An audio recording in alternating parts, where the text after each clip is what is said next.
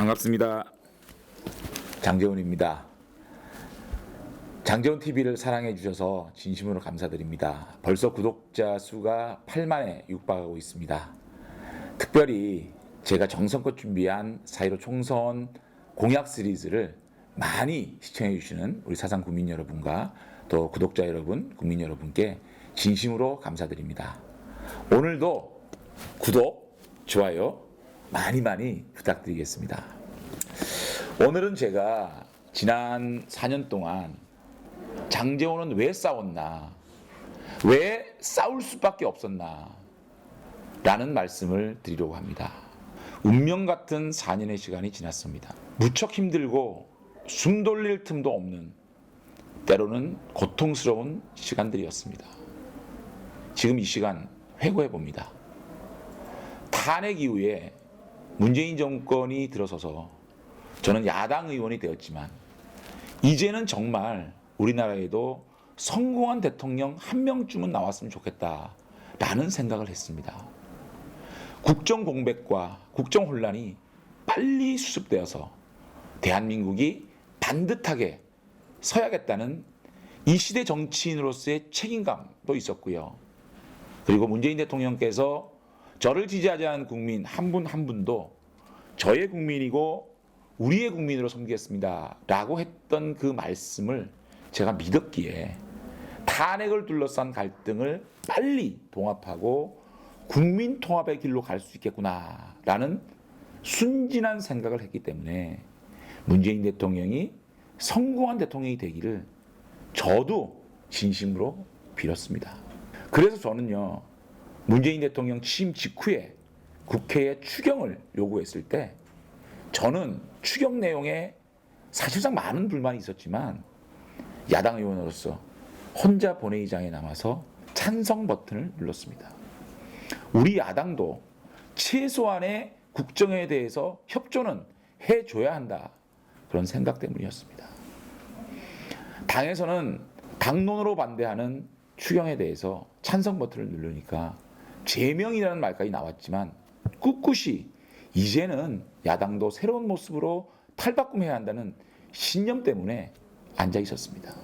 국민 여러분, 그 후에 대통령의 지지율은 80%까지 치솟았습니다. 그런데 문재인 대통령 그 무소불위의 80%의 지지율을 가지고 무엇을 했습니까?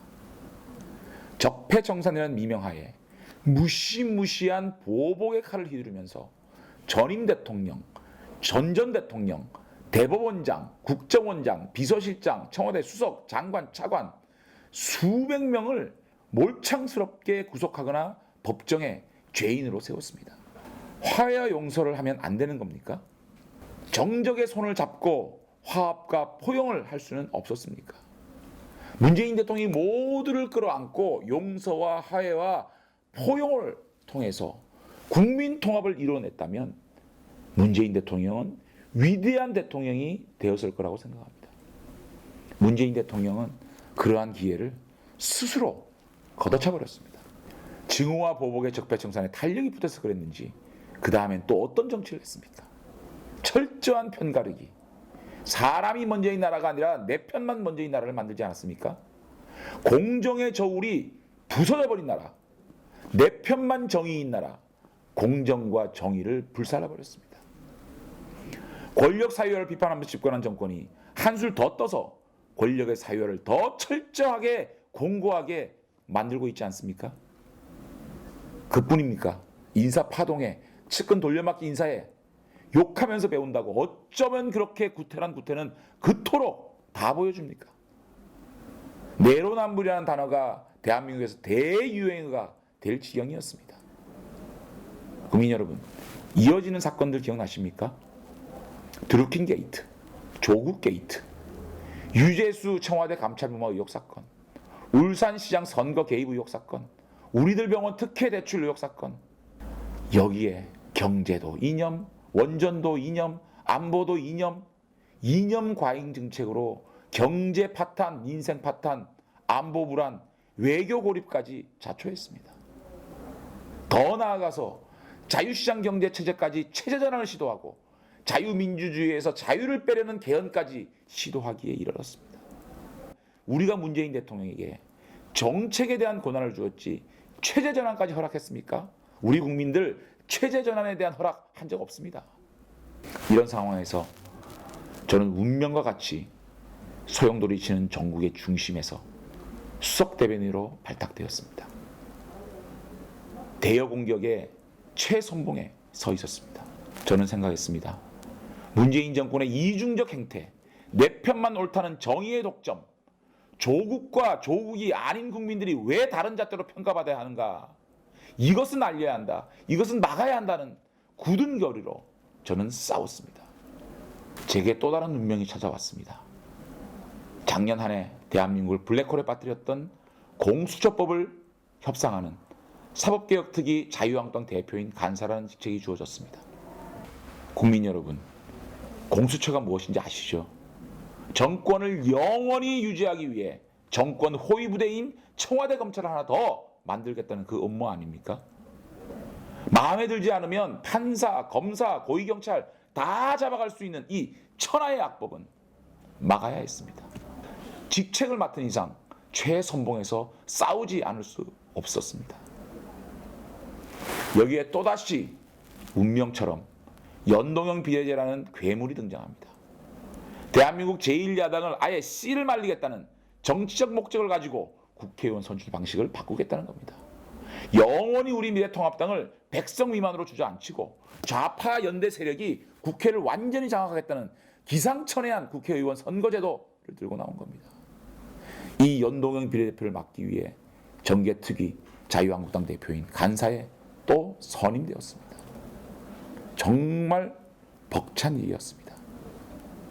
그러나 여러분, 보수의 적통정당을 말살 기도하는 그 세력 앞에서 그냥 합리적인 토론이요? 합리적인 포결이요? 이것이 가능한 얘기입니까? 게임의 룰을 자기들을 위해 만들겠다고 하는데 이게 합리적인 사람들이 할 일입니까? 국민 여러분, 결국 누가 옳았습니까? 정치개혁을 위해 연동형 비례제를 그토록 주장하던 민주당이 총선의 전세가 불리해지자 온갖 황당한 변명을 들이대면서 위성정당을 만들지 않았습니까? 이미 연동형 비례대표제는 사문화되어 버렸습니다. 싸워야지요. 지켜야죠. 제가 정치개혁특위 간사를 맡은 이상 최선봉에서 제가 막지 않으면 누가 막겠습니까? 보수가 망한다면 문재인 정권을 누가 견제하고 또 균형을 맞추겠습니까?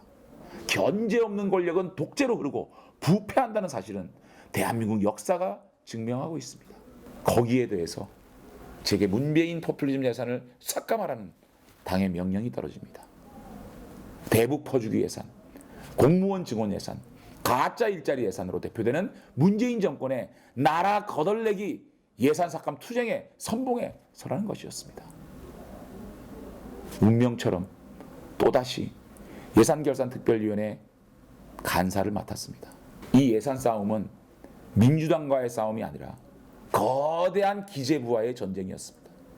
보고 싶은 것만 보는 통계와 좌파 경제 논리로 무장한 기재부와의 전쟁이었습니다.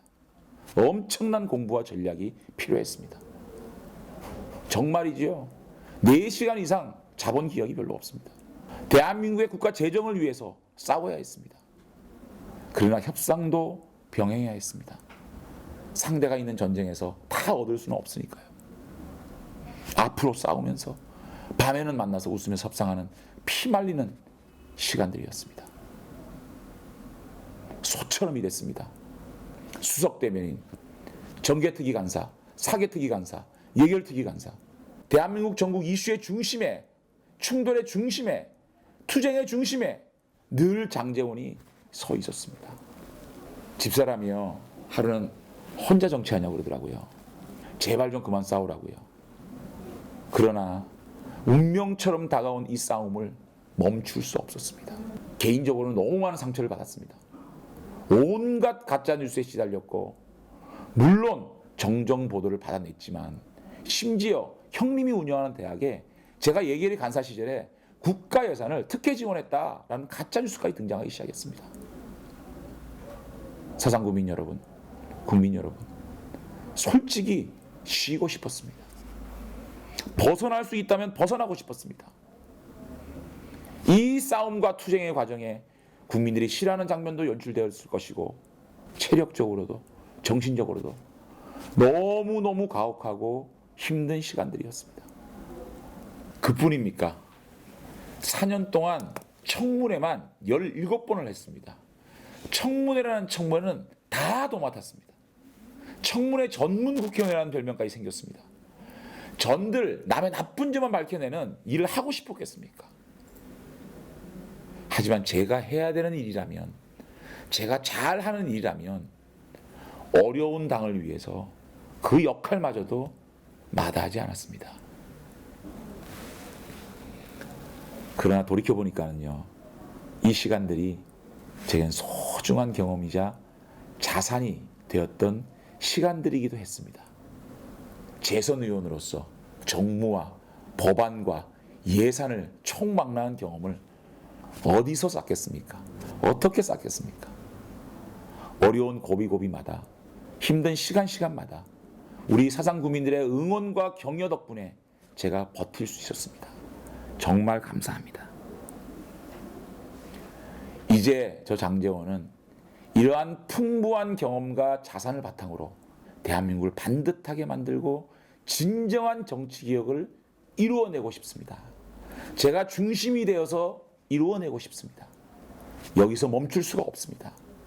이제 정치의 더욱더 중심에 들어가서 힘있는 삼선 의원으로서 함께 꿈꾼 세상, 우리 사상 구민들과 함께 나눈 사상 발전에 대한 꿈을 완성해야 하겠습니다. 장제원의 정치적 성장이 사상 구민들에게 혜택으로 돌아가고 사랑받는 미래통합당을 만들고 나라를 나라답게 만드는 밑거름이 되겠습니다. 사상 구민 여러분, 제게 삼선 의원의 힘을 주십시오. 그동안 쌓은 역량과 풍부한 경험을 통해서 무너져 내린 민생을 바로잡고 사상 발전을 완성시키겠습니다. 도와주십시오. 일 잘하는 국회의원, 사상이 키운 검증된 일꾼 장제원입니다.